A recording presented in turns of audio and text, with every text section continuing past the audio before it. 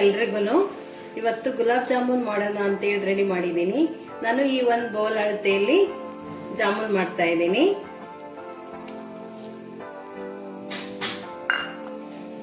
ಕಲಸೋದಕ್ಕೆ ಒಂದು ಬೌಲ್ ಹಾಲು ತಗೊಂಡಿದ್ದೀನಿ. ಇದನ್ನ ಹಗುರವಾಗಿ ಕಲಿಸ್ಬೇಕು, ಚಪಾತಿ ಹಿಟ್ಟು ತರ ನಾದಬಾರ್ದು. ಸ್ವಲ್ಪ ಸ್ವಲ್ಪ ಹಾಕಿ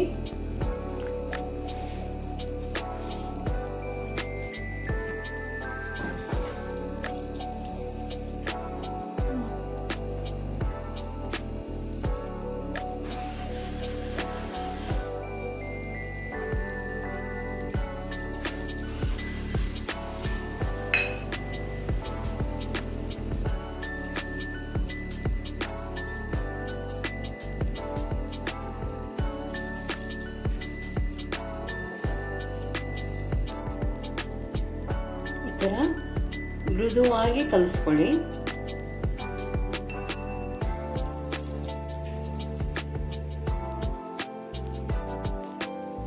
ಈ ತರ ಮೃದುವಾಗಿ ಕಲಸಿ ಒಂದು 5 ನಿಮಿಷ ಹಾಗೆ ಬಿಡಿ. ನಂತರ ಪಾಕ ಮಾಡ್ಕೊಳ್ಳೋದಕ್ಕೆ ಈ ಅಳತೆಯ 2 ಬೌಲ್ ನೀರು ಹಾಕ್ತಿದ್ದೀನಿ. ಅದೇ ಬೌಲ್ ಅಳತೆ 2 ಲೋಟ 2 ಬೌಲ್ ಹಾಕಬೇಕು. ನಂತರ ಅದೇ ಎಷ್ಟು ನಾವು ಪುಡಿ ತಗೊಂಡಿದ್ವೋ ಅದೇ ಅಳತೆಯ ಸಕ್ಕರೆ ಹಾಕ್ಬೇಕು.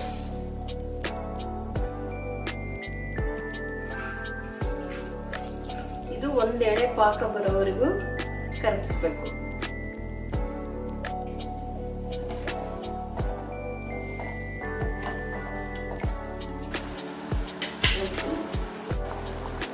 ನೋಡಿ, ಈಗ ಈ ತರ ಎಳೆ ಪಾಕ ಇರಬೇಕು. ಫುಲ್ ಪಾಕ ಬರೋವರೆಗೂ ಬಿಡಬಾರ್ದು.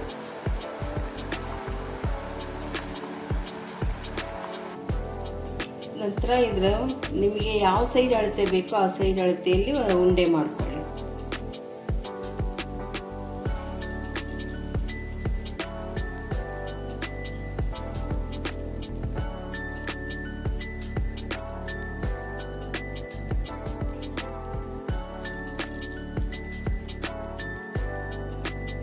ಎಲ್ಲವನ್ನೂ ಈ ತರ ಉಂಡೆ ಮಾಡಿಕೊಂಡು ಕರಿಯೋದಕ್ಕೆ ರೆಡಿ ಮಾಡ್ಕೋಬೇಕು. ಎಣ್ಣೆ ಕಾದಿದೆ. ಇವಾಗ ಇದೆಲ್ಲ ಅಷ್ಟನ್ನು ಕರೆದುಕೊಳ್ಳೋಣ.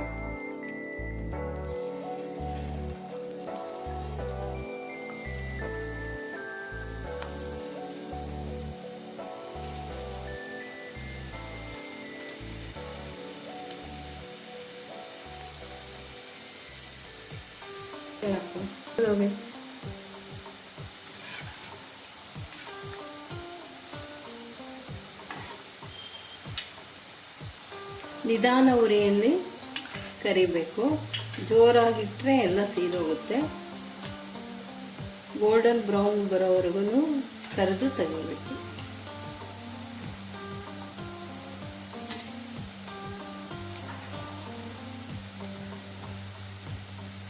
ನೋಡಿ, ಈ ಥರ ಬ್ರೌನಿಶ್ ಆಗಿರಬೇಕು.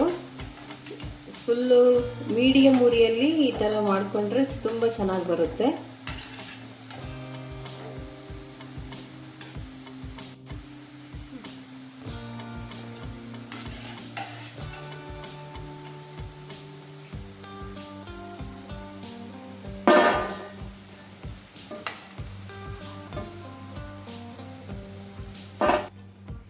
ಕರಿದ ತಕ್ಷಣ ಬಿಸಿ ಪಾಕಕ್ಕೆ ಹಾಕಬೇಕು. ಹಾಗಂತೇಳಿ ಪಾಕ ತುಂಬ ಬಿಸಿನೂ ಇರಬಾರ್ದು, ತಣ್ಣಗೂ ಇರಬಾರ್ದು, ಮೀಡಿಯಂ ಇರಬೇಕು.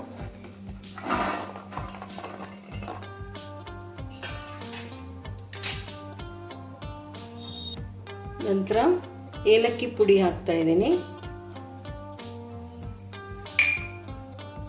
ಏಲಕ್ಕಿ ಪುಡಿ ಹಾಕಿದ ನಂತರ ಸ್ವಲ್ಪ ಮೃದುವಾಗಿ ಕಲಸಿ ಮುಚ್ಚಿಡಬೇಕು ಒಂದು 5 ನಿಮಿಷ. ನೋಡಿ, ಜಾಮೂನು ಸವಿಯಲು ಸಿದ್ಧ.